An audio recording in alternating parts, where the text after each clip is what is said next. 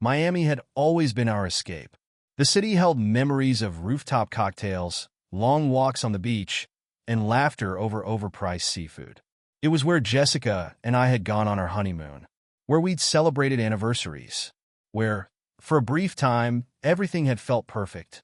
So when I booked this weekend getaway, I thought it would be just what we needed, a chance to reconnect, to get back to how things used to be. But deep down, something gnawed at me, a feeling I couldn't shake. Something was off. While you're here, leave a comment and let me know where you're watching from. I'd love to know. Jessica had been distant lately. She blamed work, stress, exhaustion, all reasonable excuses. But I wasn't blind. The late nights at the office, the sudden interest in her appearance, the way she always seemed to be guarding her phone. It wasn't like her.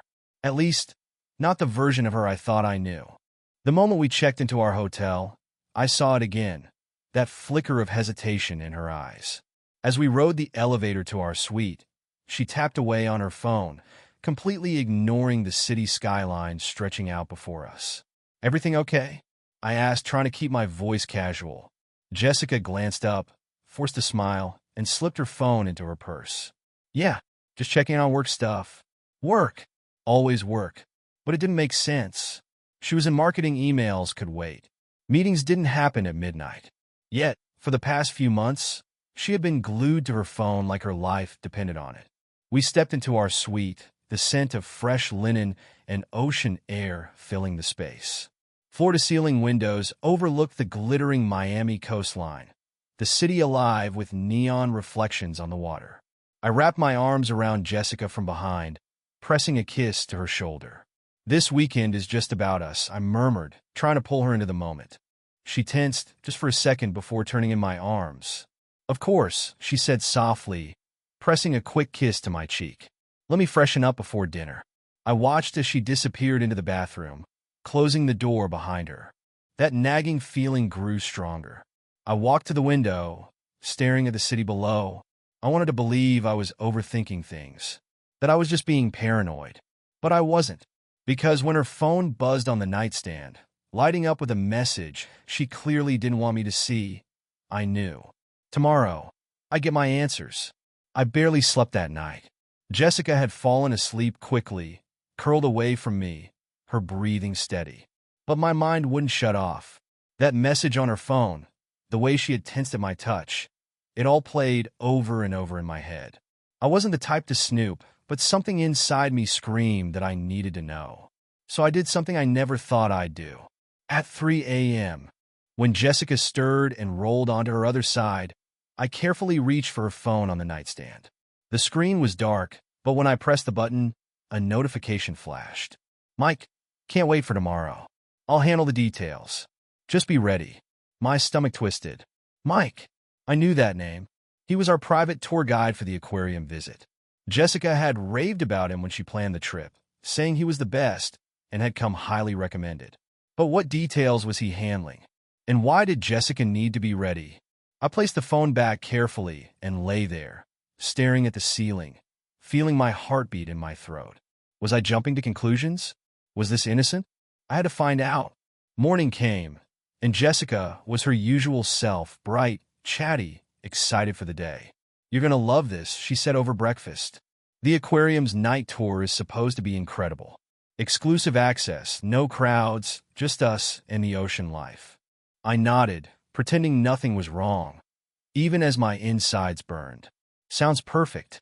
She smiled, leaning over to squeeze my hand. "Good. I just need to step out for a bit before we go. Some work calls to take care of." "Of course. Work. Want me to come with you?" Jessica laughed lightly, shaking her head. "You'd be bored out of your mind. Just relax here, maybe check out the pool. I'll meet you back in an hour." I forced a smile. "All right. See you soon." I watched her walk out of the hotel lobby, her phone already in hand, typing away. The moment she was gone, I stood, heart pounding. If I was wrong, I'd look like an idiot. But if I was right, I grabbed my phone and made a call. "Hey, I need a favor." An hour later, I was at the aquarium, standing near the service entrance. The friend I'd called, an old college buddy who worked security for the venue, met me at the side door. "Ethan," he said, eyeing me curiously. You sure you want to do this? Just show me where she is, I said. He hesitated, then nodded, leading me through a staff-only hallway. We stopped in front of a security monitor. She's in the underwater tunnel. My blood ran cold. With Mike? Yeah, he said. And you should see this for yourself. He pressed a button, and the screen flickered to life. My stomach turned as I watched Jessica inside the massive tunnel, the glass walls curving around her, the shadows of sharks drifting in the water beyond. But she wasn't alone. Mike stood close, too close. His hand brushed her arm, and she didn't pull away. She laughed at something he said, tilting her head the way she used to when we first met. A slow burn of anger spread through my chest. This wasn't just friendly. This wasn't just a misunderstanding. I clenched my fists, breathing deeply to keep myself from storming in there and making a scene. No, this needed to be handled differently. I turned to my friend. Can you give me access to the control room? He frowned. Why? Because I have a better idea. I stood in the dimly lit security room, staring at the monitors as the aquarium's underwater tunnel flickered across the screens. Jessica and Mike were still there, oblivious to the fact that I was watching. My pulse hammered as I saw her lean in, her fingers brushing his arm in a way that made my stomach twist. Mike smirked, saying something that made her laugh, and I felt a cold fury settle over me. The security guard beside me shifted uncomfortably. Look, Ethan, I don't want to get involved in something messy, man. Are you sure you want to see this? I didn't take my eyes off the screen. I need to know for sure. Another moment passed, and then it happened. Jessica turned toward Mike, lowering her voice as if she thought no one could hear. We don't have much time. He thinks I'm on a work call. Mike chuckled. That's why I booked the private tour. No one to bother us. I exhaled slowly, forcing myself to stay calm. I wasn't going to let my anger take over. Not yet. I had something much better in mind. I turned to the security guard. Can you lock the tunnel doors from here? He blinked. You want me to lock them in? Temporarily, I said. Just long enough to send a message. He hesitated, but after a moment he nodded. All right, but this better not get me fired. It won't, I promised, even though I had no way of guaranteeing that. The guard tapped a few buttons on the panel, and a small notification appeared on the screen. Tunnel doors. Locked. Jessica and Mike didn't notice at first. They were too caught up in their little moment. But then, as Mike shifted toward the exit, he reached for the door handle, and it didn't budge. He frowned, trying again. Jessica glanced around. What's wrong? Mike shook his head. I don't know. The door's stuck. I watched as their expressions slowly changed from relaxed to mildly concerned. Jessica stepped forward, pulling at the handle. It's locked, she said, a nervous laugh escaping her lips. That's weird, right? Mike's brow furrowed. Maybe it's on a timer or something. I grabbed the microphone that controlled the intercom system, my heart pounding in my chest. This was it. I flicked the switch and let my voice boom through the speakers inside the tunnel. Attention, visitors. If you look at the screens above, you'll see live footage from our underwater tunnel, where two very special guests are enjoying an exclusive private moment. Jessica's head snapped up as my voice echoed around her. Her face went pale. Mike turned. Confusion etched on his face. What the hell? The security guard next to me let out a low whistle. Oh man, you really just did that. I wasn't finished. I tapped another button, and across the entire aquarium, on the massive display screens meant for showing marine life, the security feed switched to a live stream of Jessica and Mike trapped in the tunnel. The crowds in the main lobby turned to look. Murmurs started, then gasps. Jessica's panic set in instantly. Ethan, if you're there, stop this. Mike grabbed the door handle, yanking on it with more force now. Open the damn door. I leaned back, keeping my voice cool. Oh, don't worry. The sharks outside are the only ones enjoying this more than me. A ripple of laughter spread through the aquarium as people realized what was happening. Phones came out. People recorded. Jessica's hands flew to her face, mortified. Mike was still pounding on the door. This isn't funny. I smirked. I disagree. The security guard nudged me. You ready to let them out? Not just yet, I said. Let them sweat a little longer. Jessica turned in a slow circle, realizing there was no way out. Panic flashed in her eyes as she turned to Mike. Do something. Mike shook his head, his confidence crumbling under the weight of 100 judging stares from aquarium visitors watching the feed. I finally nodded to the guard. "All right, unlock it." He hit the button. Tunnel doors. Unlocked the second the lock disengaged. Jessica shoved past Mike and bolted out of the tunnel, her face burning with shame. But it was too late. The damage was done. I turned off the microphone, handed the guard a crisp $100 bill, and walked out of the control room. The aquarium's visitors were still murmuring, whispering, pointing. Jessica stood frozen in the main lobby, her eyes darting between the massive screens and the crowd watching her. She knew. She knew I had just ended everything. I walked past her, my voice low as I leaned in. Hope it was worth it. Then I walked out the doors, leaving her to deal with the fallout. I didn't go home that night. I needed space, time to let the rage settle into something useful.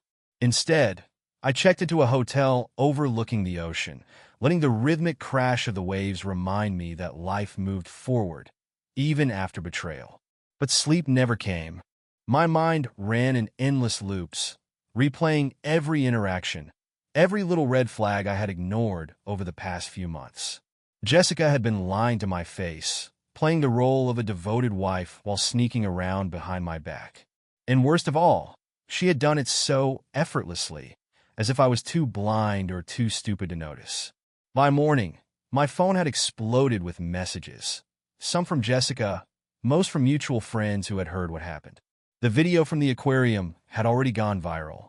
I didn't need to open my social media to know that people were talking. And Jessica? She was desperate to control the damage.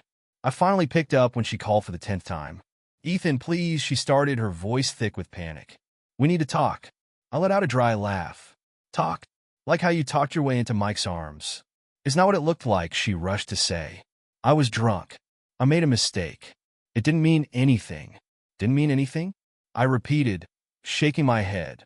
"Then why did you lie? Why sneak off in the first place?" She hesitated. You know what? I don't care," I cut in, my voice flat. "I saw what I saw. And now so has everyone else." "Ethan, please," she tried again. "We can fix this." I hung up. There was nothing to fix. After checking out of the hotel, I drove aimlessly for hours, letting the road take me wherever it wanted. I wasn't ready to go home, to the house we had built together, the house that now felt tainted. But as I passed a shopping district, something caught my eye. A small jewelry store, its window display showcasing expensive watches and accessories. And suddenly, I had an idea. I parked the car and walked in, pretending to browse. The store clerk, a middle-aged woman with sharp eyes, greeted me warmly. "Looking for something special?" "Actually," I said, leaning casually on the glass display case, "I'm hoping you can help me identify a piece of jewelry. My wife recently bought a gift, and I'm curious where it came from." She tilted her head. "Do you have a picture?" I pulled out my phone and opened the image I had found weeks ago, a sleek, custom-engraved watch that Jessica had hidden in her closet. A watch that definitely wasn't for me. The clerk's eyes flickered with recognition. "Oh yes, that's from our store. High-end custom design. Expensive too." My stomach tightened. "Do you remember who bought it?" She nodded. "I do. A woman, blonde, around 35. She said it was a gift for someone special." "Did she say a name?" I asked, already knowing the answer. "She had it engraved. I assumed that means something." She turned the computer screen toward me, pulling up the order details. My blood ran cold when I saw the name etched into the watch. Michael. Mike. The man from the aquarium. The man she had been so comfortable with, so familiar. My hands curled into fists, nails digging into my palms. "Would you like to purchase something similar?" the clerk asked, oblivious to the storm brewing inside me. I exhaled, forcing my expression to remain neutral. "Actually," I said slowly, an idea forming in my mind, "I'd like to modify the engraving." She raised an eyebrow. "Modify?" "Yes," I said. "Can you add a small message to the back?" "Of course," she said, pulling out a form. "What would you like it to say?" I smiled, but there was no warmth in it. "Enjoy while it lasts." The clerk hesitated for half a second before nodding. "I'll have it ready by the end of the day." I left the store feeling lighter than I had in weeks. It wasn't about the watch. It was about sending a message, about letting Jessica and her lover know that I wasn't blind, that I wasn't the fool they thought I was. That night, I placed the watch back in its original hiding spot, right where Jessica had left it. If she noticed the change, she would know that I knew. If she didn't, well, that just meant she was still lying, still pretending. Either way, it didn't matter, because I wasn't done yet. I barely slept that night. The weight of betrayal sat heavy on my chest, but now it was no longer just suspicion, it was certainty. Jessica had given Mike that expensive watch, engraved with his name, a token of their affair. I imagined the look on her face when she finally noticed my little modification. Would she panic? Would she try to spin another lie? It didn't matter. I wasn't waiting for her reaction. I was moving forward with my plan. The next morning, I went about my routine as if nothing had changed. I poured coffee, scrolled through my phone, and listened as Jessica hummed in the kitchen, acting like the devoted wife she pretended to be. When she kissed my cheek and told me she had errands to run, I nodded and smiled, keeping my expression unreadable. "See you later," I said. As soon as she left, I moved quickly. I needed to confirm just how deep this betrayal went. My first stop was our shared home office, where Jessica kept her planner, her carefully organized schedule of meetings, appointments, and apparently secret rendezvous. I flipped through the pages, my eyes scanning for anything unusual. And then I found it. A lunch meeting at an upscale restaurant downtown. The name scribbled next to it? And Mike. I closed the planner and took a deep breath. She wasn't even trying to hide it. My hands tightened around the leather-bound cover, my jaw clenching so hard it hurt. I had options. I could confront her now, throw the planner in her face, demand answers. But no, that was too easy, too predictable. She would cry, she would lie, she would try to make me the villain. I wasn't giving her that chance. I needed proof. Undeniable, irrefutable proof. I grabbed my keys and headed out. The restaurant was one of those places where business executives and socialites gathered, the kind of place where people spoke in hushed tones over expensive wine. I arrived early, securing a table in the corner with a perfect view of the entrance. Minutes passed. Then, right on schedule, Jessica walked in, wearing the same innocent expression she always did. But this time, I saw right through it. She scanned the room briefly before heading toward a private booth near the back. And then he walked in. Mike, the same man I had seen at the aquarium. The same man whose name was engraved on the watch. I watched as they greeted each other, their movements too familiar, too practiced. She reached for his hand, fingers brushing his wrist before pulling away. A small gesture, but it spoke volumes. I pulled out my phone and snapped a few photos. Then I hit record. Their conversation started innocently enough. Work, schedules, upcoming events. But then it shifted. Jessica leaned in closer, lowering her voice. "Did you like it?" Mike smirked. "The watch?" "Yeah, I wear it every day." Jessica smiled. "I'm glad. I wanted you to have something special." Something special. I gritted my teeth, my grip tightening around my phone. Mike glanced around before speaking again. "Does he know?" Jessica sighed, shaking her head. "No, Ethan's been completely oblivious. He still thinks I'm the perfect wife." My blood turned to ice. "Good," Mike said. "I don't need the drama." Jessica laughed. "Neither do I. But I don't feel guilty. I deserve to be happy." I ended the recording. That was all I needed. I stood, slipping out of the restaurant unnoticed. My heart was pounding, but not with sadness. This wasn't heartbreak. This was anger controlled and precise. By the time Jessica got home, I was already there waiting. She greeted me with a smile. The same fake smile she had given Mike just hours ago. "How was your day?" she asked. I forced a casual tone. "Productive." "Yours?" "Busy," she said, setting her purse down. "Meetings, errands, the usual." "Lies." I nodded, playing along. "I'm sure." She tilted her head, sensing something in my tone. "You okay?" I smiled. "Never better." She hesitated for a fraction of a second before brushing it off. "I'm going to take a shower." I watched her go, my mind already calculating the next step. She had no idea, but soon she would.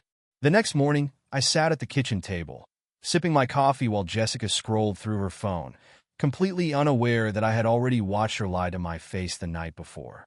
My mind replayed the scene from the restaurant.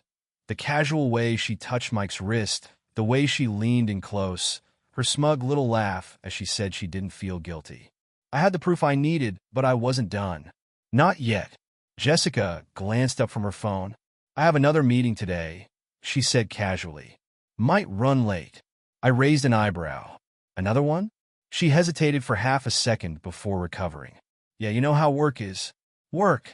Right. I fought back a smirk. Of course. Where this time? She shifted in her chair. Oh, just at the office. Lie. Sounds exhausting, I said, leaning back in my chair. You should take a break sometime. Jessica smiled, but there was tension behind it. Maybe soon. I let it go, pretending to believe her.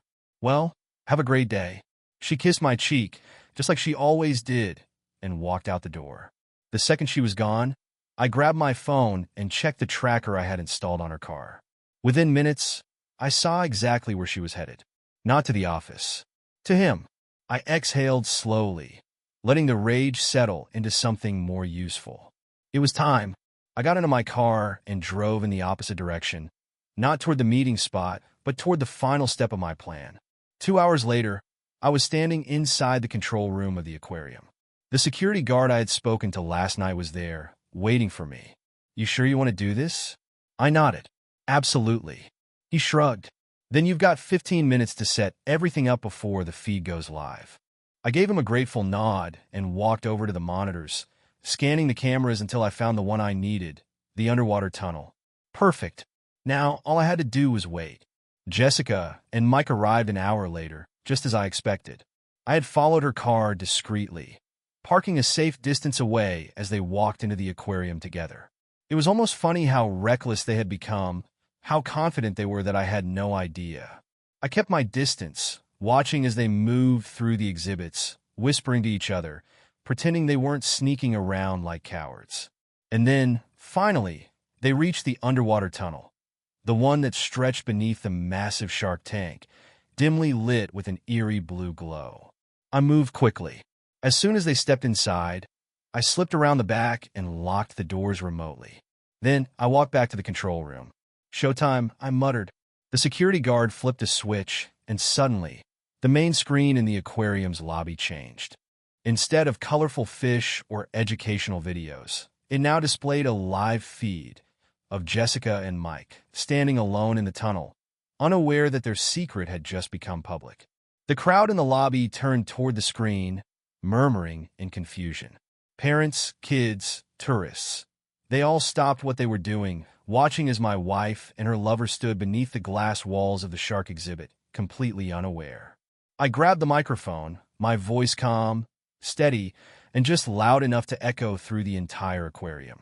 And here, folks, we have two bottom feeders caught in their natural habitat. Gasps. Laughter. People whipped out their phones, recording the moment as Jessica and Mike finally realized what was happening. Jessica turned, looking around frantically as if she could somehow escape. Mike's face went pale, his mouth opening and closing like a fish out of water. Jessica ran to the locked doors, pounding on them. Let me out! I took a sip of my coffee, watching from the monitors as panic set in. The crowd in the lobby was eating it up. A child's voice rang out. Mommy, why is that lady screaming? Jessica's eyes darted around, and then, finally, she looked directly at the camera. At me. Her expression twisted in horror as she understood. I raised my coffee cup in a mock toast. Hope you enjoy the view, sweetheart. Then I walked away. Jessica was screaming now, her fists pounding against the locked tunnel doors, her voice muffled by the thick glass. Mike had gone deathly silent beside her, his face drained of color as he glanced around, no doubt realizing that there was no easy way out. Meanwhile, the lobby of the aquarium had erupted into a mix of stunned silence, laughter, and the murmuring of onlookers who were rapidly piecing together what they were witnessing. Cameras were everywhere, people recording, snapping pictures, whispering among themselves. Some pointed at the giant screen that broadcast Jessica's frantic movements. Others stared in disbelief at the security staff, waiting for someone to intervene. I didn't move from my spot in the control room. I just watched as Jessica's once carefully controlled world crumbled around her. Watched as the reality of what she had done, and how spectacularly she had been caught finally sank in. She turned back toward the camera, her expression shifting from panic to fury. She pointed directly at the lens, her mouth forming words I couldn't hear. But I didn't need to. I already knew exactly what she was saying. "Let me out. Now." I leaned forward, pressing the microphone button again. "You should have thought about that before sneaking off into the Shark Tank with Mike." The laughter from the lobby grew louder. A couple of teenagers near the entrance cheered. Jessica's face twisted into something between rage and humiliation. Mike, ever the coward, took a few slow steps back, distancing himself from her. Classic. The moment things got rough, he was already looking for an escape route. A security guard approached me from behind. "Sir, do you want us to open the doors?" I smiled. "Not yet." Jessica turned back to Mike, clearly furious at his silence. I could only imagine what she was saying to him now. Probably blaming him, trying to spin some ridiculous excuse about how none of this was her fault. But Mike wasn't buying it. I could see it in his body language. The way he took another step back, shaking his head, rubbing his face like he regretted every choice that had brought him here. Good. Another minute passed. Another wave of laughter from the crowd. And then, finally, I let out a long sigh and nodded to the security guard. "All right, open the doors." The metal locks disengaged with a heavy click, and Jessica stumbled forward, nearly tripping as she rushed out of the tunnel, her eyes locked on me like a predator ready to strike. She didn't get the chance. The second she stepped into the lobby, the crowd closed in around her.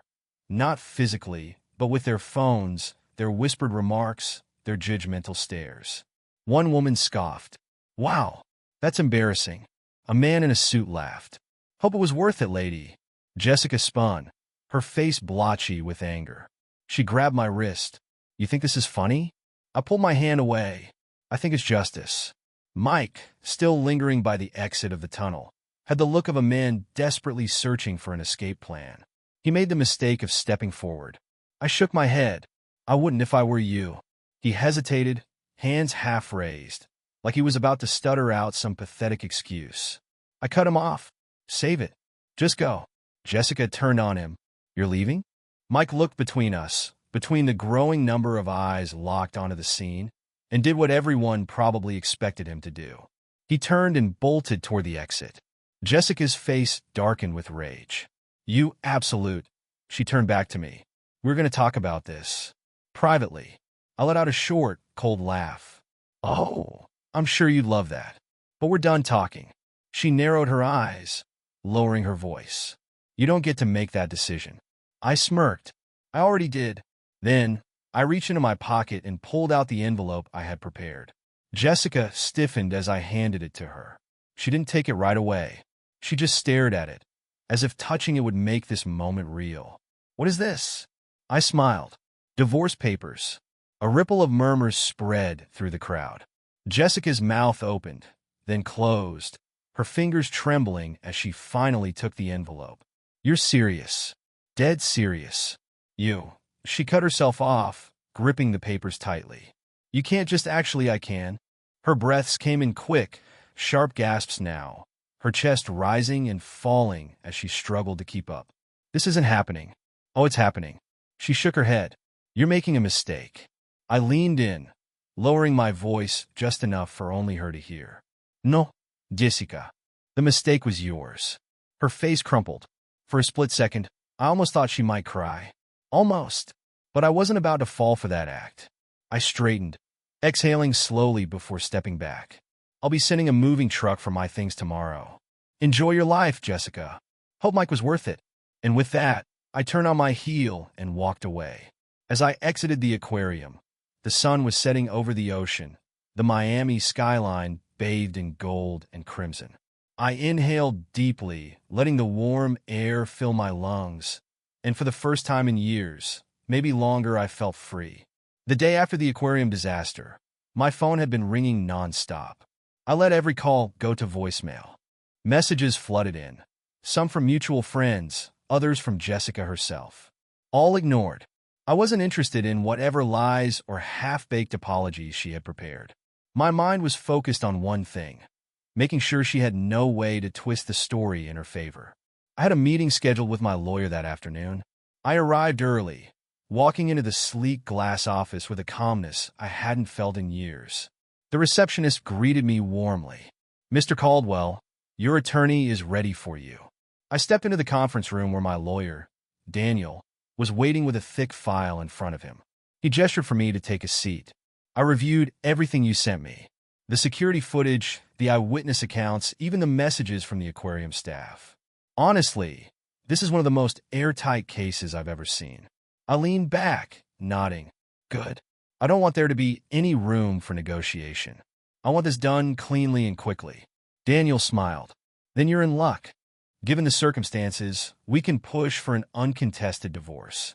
She'll try to fight it, but with this kind of evidence, she has no leverage." I tapped my fingers against the table. "And the finances? Already taken care of. You moved fast canceling the joint accounts, which was smart.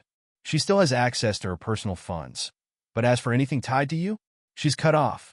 "Perfect." Daniel flipped through the file, pausing on a document. "There's one last thing. Given her actions, we can argue infidelity as a breach of marital agreement. That means she walks away with significantly less than she probably expected." I smirked. "Then let's make sure she walks away with nothing." Daniel chuckled. "I like your style." As the meeting wrapped up, my phone buzzed again. "Jessica." This time, I answered. Finally, her voice was sharp, but there was a desperate edge to it. "You've been ignoring me all day." "Yeah, that was intentional." She inhaled sharply. "We need to talk." "No, we don't." Her tone turned icy. "You think you can just erase me from your life like that? Watch me. You're being ridiculous." I laughed, shaking my head. "Jessica, you got caught. On camera. In front of an entire crowd. There's no talking your way out of this one." Silence. Then, a quieter voice. "You humiliated me. You humiliated yourself." I just made sure everyone saw it. Her breathing was uneven now. "Are you what? Made a mistake? Had a lapse in judgment? Please, spare me the excuses. You're not even willing to hear me out?" "No." Another pause. Then a shift. Her voice hardened. "Fine. If that's how you want to play this, then I'll fight you on the divorce. I'll drag this through court, and you'll regret treating me like this." I smiled. "Jessica, let me be very clear. You have nothing. No liberty. No money. No public sympathy. The moment that video hit social media, you lost everything. So go ahead, fight me. Let's see how well that works out for you." A sharp inhale. "You're a bastard, and you're not my problem anymore." I hung up. That evening, I grabbed a drink with my friend Matt, the one who had first warned me about Jessica's behavior months ago. We sat at a rooftop bar, overlooking the city skyline. He raised his glass. "To freedom." I clinked mine against his. "To new beginnings." He smirked. "You know, I saw the video. That was legendary." I chuckled. "Yeah, well, she deserved it. No regrets?" "Not a single one." I took a slow sip, the cool burn of whiskey settling in my chest. The legal battle was just beginning, but for the first time in years, I felt like I was in complete control. Jessica had tried to destroy me. Instead, she had set me free. I had barely stepped out of my car when I saw her waiting. Jessica stood outside my building, arms crossed, looking every bit as furious as I expected.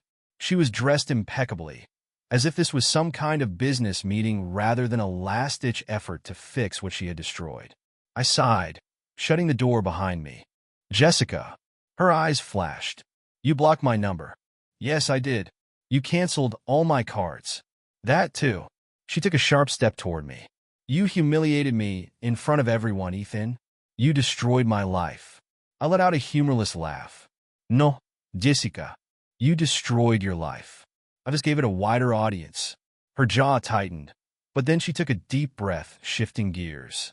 The anger faded, and suddenly she looked hurt. Vulnerable. Classic Jessica. "Look, I made a mistake," she said, voice softer. "I wasn't thinking clearly. I was feeling lost and I did something stupid." "You still here." "Lost?" "You weren't lost, Jessica. You were perfectly comfortable. Comfortable enough to cheat, comfortable enough to lie, comfortable enough to think you'd never get caught." Tears welled up in her eyes. I had seen this act before, but this time, I felt nothing. "Ethan, please. We had something real. You can't just throw it all away like this. Like this? I repeated, shaking my head. Jessica, do you even hear yourself? You threw it away. You broke everything. She reached for my arm, but I stepped back. I love you, she whispered. I exhaled slowly, tilting my head as I studied her. No, you don't. You love what I gave you. The security, the lifestyle, the stability. But me? You were willing to risk everything for some cheap thrill in a damn aquarium tunnel. She flinched. That's not fair. I scoffed. Fair? You want to talk about fair? She blinked rapidly, as if forcing herself not to cry. I can fix this. We can fix this. I shook my head. There is no we anymore, Jessica. You don't get to cheat and then decide when you're done playing. Her desperation cracked through. You can't just cut me off like this. You said vows, Ethan. You promised me forever. You broke those vows the second you made a choice that didn't include me. She let out a shaky breath, then squared her shoulders. If you go through with this divorce, I'll fight for everything. The house, the savings, the car. You think you can just erase me from your life, but I won't let you. I smiled a slow, measured grin. Jessica, you seem to forget. You signed a prenup. Her face paled. And I continued, given the very public nature of your little affair, you'll be lucky if you walk away with anything at all. She clenched her fists. You're enjoying this, aren't you? Enjoying? No. Relieved? Absolutely. She stepped closer again, her voice low. I'll ruin you. I leaned in, my voice just as quiet. You already tried, and you failed. Jessica stared at me, realization dawning. There was nothing left for her to manipulate. No sympathy to exploit, no loophole to escape through. She had gambled everything, and she had lost. You were my everything, she whispered. I nodded, and you threw it all away. Tears finally slipped down her cheeks. But I didn't care. I had spent years excusing her behavior, brushing off her coldness, convincing myself that the cracks in our marriage weren't as deep as they really were. But now I saw everything clearly. Without another word, I stepped past her, entered my building, and shut the door. I didn't turn around. I didn't look back. Jessica was my past. I was done. Thank you for listening to the end. I hope you enjoyed it very much. Don't forget to give a like, and tell us in the comments what you would do in such a situation.